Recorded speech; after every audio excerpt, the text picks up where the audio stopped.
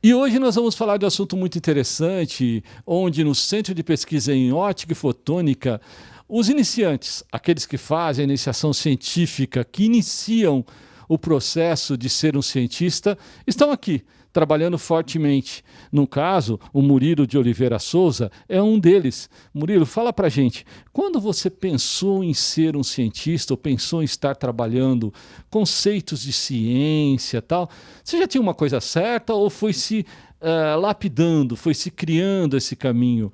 Por que ciência? Bom, na verdade eu sempre tive muito apego pela ciência, né? Desde sempre eu gostei de buscar entender as coisas, compreender tudo o que acontece. Eu lembro que lá no começo da escola eu gostava de observar as estrelas, por exemplo, eu tinha interesse em astronomia.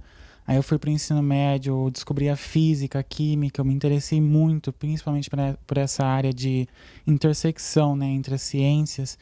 Aí eu descobri esse curso aqui na Universidade de Ciências Físicas e Biomoleculares, que é basicamente uma mistura de tudo um pouco. A gente pega um pouco de física, a gente pega química, biologia, para a gente entender o micro. Porque quando a gente compreende o micro, a gente compreende o macro-universo. Então, se a gente entender o que uma célula faz, o que o organismo é capaz de fazer, a gente pode usar esse funcionamento para ajudar a produzir, por exemplo, produtos de higiene ou produtos, não sei, diversas coisas, porque a ciência acaba se ajudando, né? Se a gente aprende uma coisa, se a gente desenvolve uma coisa, a gente pode aplicar ela em diversos campos. E é isso que me interessa na ciência. Desde sempre eu gostei de compreender essas coisas e entender um pouco mais. Curiosidade fez parte aí do mundo do Murilo. Acho que toda vez que ele olhava lá, o porquê que essa cor existe, o porquê que isso se modifica, o porquê que isso se transforma, o porquê que isso se inova. Tudo isso faz parte do mundo, né, daqueles que iniciam na ciência, mas iniciam de pé direito. Eles estão trabalhando na área de biofotônica, no tratamento do câncer, usando o PDT e o SDT, que são dois sistemas que podem ser em conjunto, né, utilizado para o tratamento dessa importante doença, ou melhor, dessa triste doença que nos assola. Conta pra gente, Murilo, como que começou essa linha e qual a proposta que vocês têm como motivos, né, de fazer? Bom, o melanoma, infelizmente, é um dos cânceres que mais existe ocorrência no nosso país e a gente sempre busca uma forma de melhorar o tratamento. Como que a gente vai curar essa doença, causando o menor número de, como que eu falo, efeitos colaterais no paciente, porque é importante também. A gente não pode só acabar com a doença, mas deixar o paciente com uma péssima qualidade de vida. A gente quer sempre buscar manter tudo nas normalidades, né?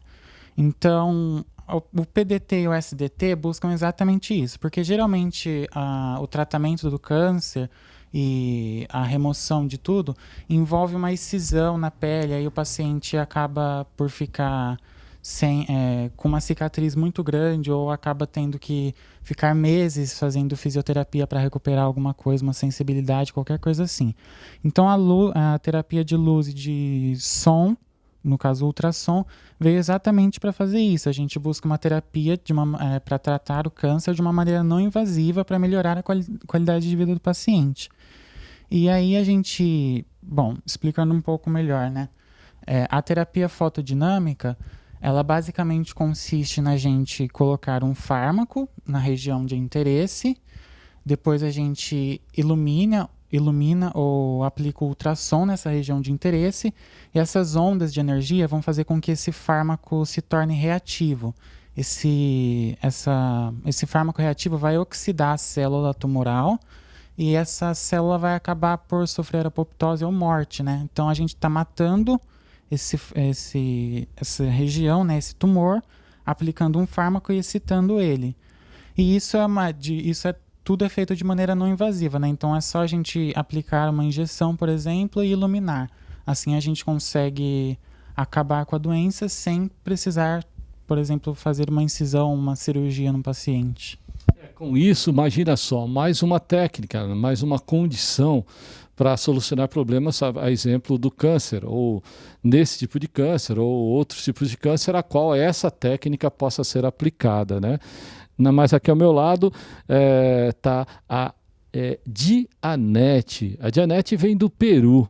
E do Peru para cá, ela chega no Brasil já pensando em ciência. Por que pensar em ciência? Qual a sua formação? Por que sair do Peru e vir pensar em desenvolver linhas científicas no Brasil? Bom, primeiro foi porque lá eu queria fazer muito o curso de biotecnologia, que é um bom começo para mim na carreira científica. Mas esse curso não está bem desenvolvido no meu país. E eu vi aqui no Brasil uma boa oportunidade, muito boa, essas linhas de pesquisa que estão sendo desenvolvidas. E foi por isso que eu comecei a encaminhar uma busca pelo curso para começar. Eu achei um curso aqui em Foz do Iguaçu, aberto para alunos estrangeiros e brasileiros, uma boa experiência de interação, além de ser alunos que temos gosto pela ciência. Também conseguimos compartilhar muito sobre as nossas experiências e as preocupações de cada país com relação à ciência aqui em Latinoamérica, porque ela não é muito valorizada comparada com outros países bem desenvolvidos, né? E a gente, focando nisso, também trabalhamos muito e foi assim que eu comecei a fazer networking aqui e conheci assim o laboratório de física biomolecular e especificamente a de biofotônica, onde que eu conversei com o professor e cheguei aqui para fazer um estágio, porque eu amei muito essa proposta de fazer terapias fotodinâmicas e agora sonofotodinâmicas para o tratamento de diversas doenças, como o câncer de pele, que geralmente os tratamentos são, como o Murilo falou, muito invasivos e eles não só afetam, ou seja, mesmo que você cure a doença, tem vezes que você não consegue que a pessoa consiga ter um estilo de vida normal. Ele sempre fica com essas cicatrizes ou às vezes olhando para si sobre que não tem uma boa aparência e esse tipo de terapias oferecem também para eles uma abordagem menos invasiva e ao mesmo tempo que seja efetiva, né? Porque também outros tratamentos podem ser muito fortes para a pessoa e ela acaba também ficando mais débil ou correndo risco de outras doenças. Perfeito, mas é assim mesmo. Quando eu estou conversando com dois iniciantes na ciência, elas estão fazendo iniciação científica. E a iniciação científica é assim mesmo. Você que fez a graduação e que já está aí no segundo, terceiro ano de graduação, pode começar a fazer iniciação científica. Você deve procurar aí a USP ou os departamentos da USP que porventura estejam ligados à sua área de interesse. E é isso que eles fizeram. Alunos de iniciação científica que iniciam na ciência. Um dia, com certeza, nós vamos aplaudir de pé a ciência que eles estão desenvolvendo. Murilo, um dia você sonhou o que ser, o que fazer. Como que você definiu o que fazer? Porque normalmente muita gente fala, eu não sei o que fazer. Ou sai de uma situação e fala assim, agora, o que eu faço? Como que você conseguiu perceber a tua sensibilidade, a tua atenção foi para essa área em específico? Por quê? Explica um pouquinho da tua experiência. Bom, na verdade eu sempre tive interesse em ajudar as pessoas. Inicialmente eu eu estudei para passar numa faculdade de medicina e tudo mais, para atuar firmemente ali, né?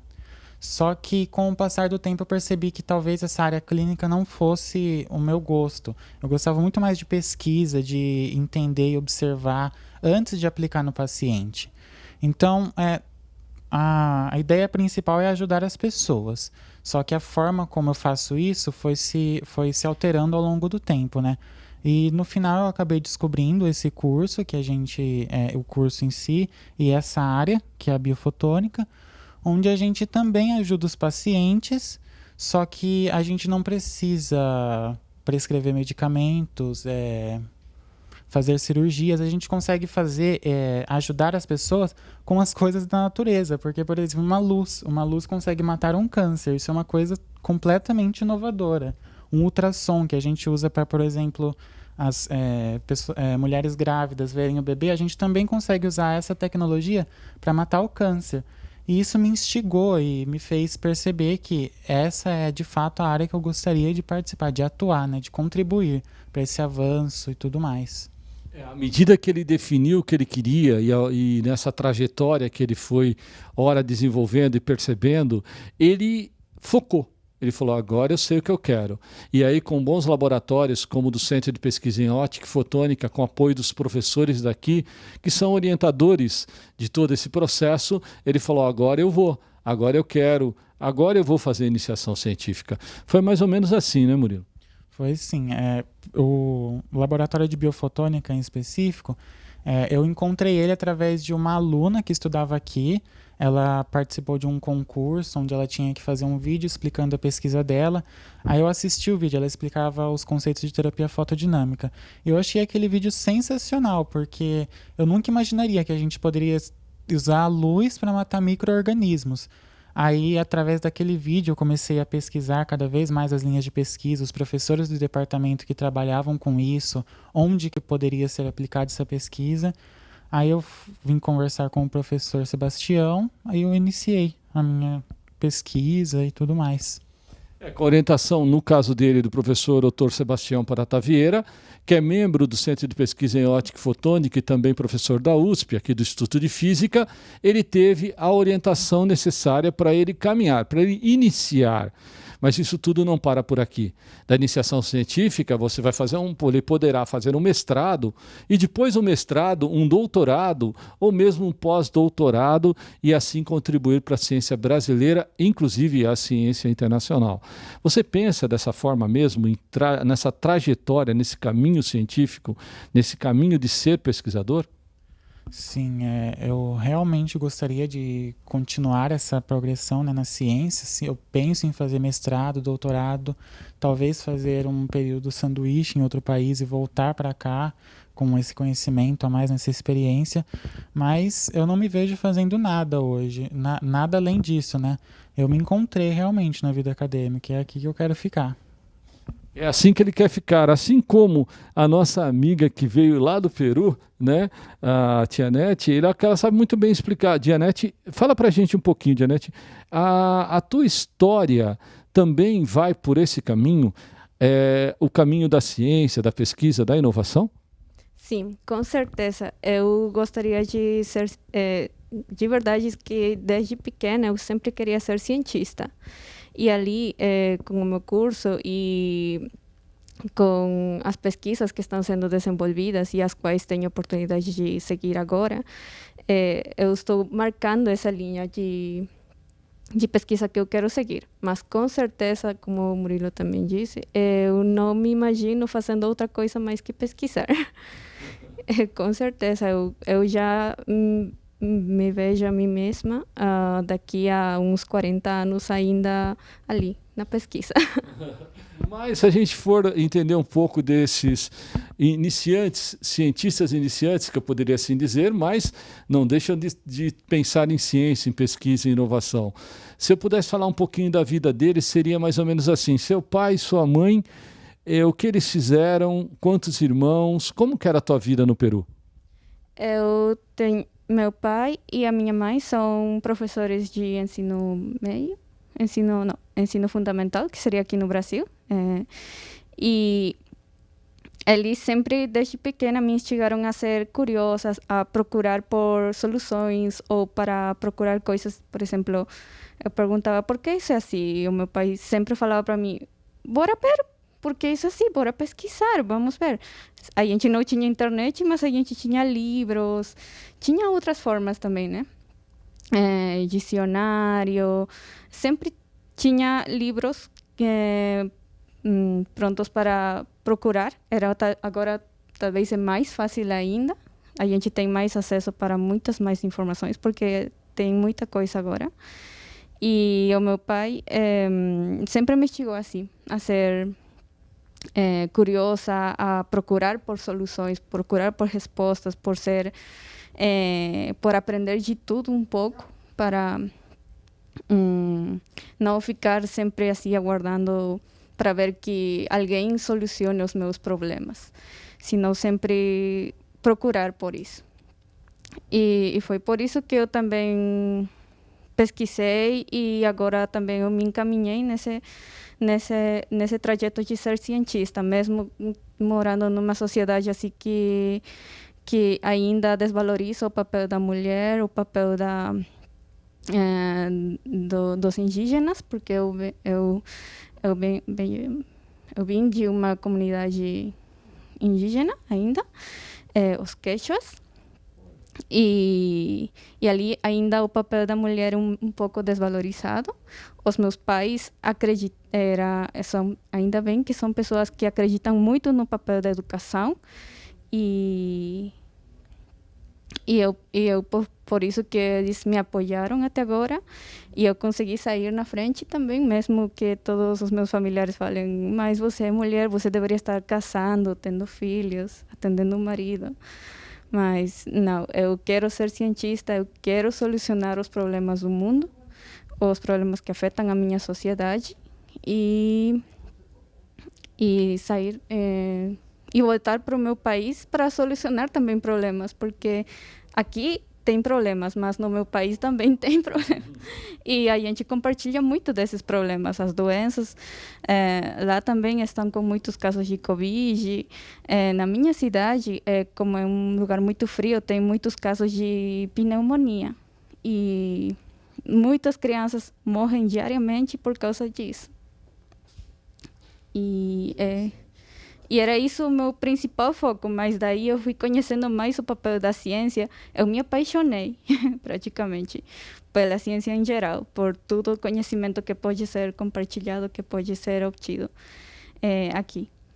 Mas é incrível a capacidade de ser um cientista, de uma pessoa que sonha com a ciência, que entende o valor da ciência, que pega os seus valores culturais e traz para aquilo que ela deseja ser. E ouvindo ela falar, é que a gente imagina o quanto a ciência é importante, o quanto ela é fundamental para a vida em todos os sentidos. Mas se você pudesse deixar uma mensagem para o povo indígena, qual você mesmo disse, lá na tua terra, mas no seu idioma, incentivando eles que é possível uma mulher, como você se colocou, ser cientista e o valor da ciência, mas falando no teu idioma, qual seria a mensagem que vem agora para você, que ilustra bem a tua fala até então? O que você diria para o teu povo? Eu estou aqui pensando o quê, querendo o quê e o porquê eu faço isso. Como seria? Para falar em quechua, eu estou aqui, no Cancani, e ciência praticamente não tem exatamente um termo em quechua, mas o aprender é yachay, e então seria aprendamos juntos, que é yachasunchis. E então eu falaria isso no Cancani, yachasunchis. E que mais? Seria isso. Seria uma mensagem singela, verdadeira, no idioma de origem dela, que fala que ciência não tem fronteira, mas ciência também não tem idioma, se formos entender. Ela é universal mesmo. Murilo, você, com a tua trajetória de vida, com aquelas pessoas que te incentivaram a ser o que você é, o que você me contaria um pouquinho da tua trajetória de família, de pessoas que te apoiaram, e qual mensagem que te vem com vontade de dizer o seu muito obrigado, a sua saudação para aquilo que você está querendo ser? Na minha família, eu sou a primeira pessoa a entrar numa graduação de fato, entre meu pai, minha mãe e meus irmãos, e eu tenho tudo isso graças a ele, graças ao apoio deles, né? Porque eles sempre viram o mundo como ele é e tudo mais. Eles enfrentaram muitos problemas e conseguiram se sobressair em relação a esses problemas. Eles me apoiaram em tudo, desde sempre. Eles sempre falavam: Murilo, vai para a escola, Murilo, estuda, seja bom, faça o que você gosta, o que você quer fazer. Aí eu tenho isso escrito dentro de mim, né? Eu sempre vou fazer o que eu gosto, sempre vou ir para frente, porque eu sei que sempre vai ter pessoas atrás de mim me segurando, servindo como apoio, como uma base, né? Para mim, a minha família é isso, é uma base. E em relação à ciência, assim, para as pessoas, eu vejo a ciência como futuro, porque, querendo ou não, para a gente inovar, a gente precisa entender, compreender tudo que nos cerca, tudo que está ao nosso redor. E a ciência é o caminho para a gente conseguir fazer isso. Então, valorizem a ciência, valorizem o conhecimento, porque é fundamental para tudo. Nós somos seres humanos, a nossa diferença para todos os outros animais na Terra é a consciência, é a ciência, é o saber, é o entender quem nós somos, o que nós somos e o que podemos ser. Então, é isso, buscar esse conhecimento através da ciência, sempre buscar ir para frente, inovar, é fundamental para a gente como humanidade em si, né? Como você disse, ciência não tem fronteiras, então todo mundo sempre buscar ir para frente, inovar. E eu acredito que é isso, ciência é futuro. E é baseado nessas belas palavras que eu termino essa nossa entrevista dizendo: sejam bem-vindos à ciência, valorize a ciência do seu país, a educação do seu país, as pessoas que traduzem conhecimento, que procuram aplicar conhecimento, que nos fazem sentir melhor. As soluções existirão, os nossos caminhos existirão, sempre quando a gente tem boa vontade. Meu nome é Kleber Chicrala e a gente se vê no próximo programa. Até lá!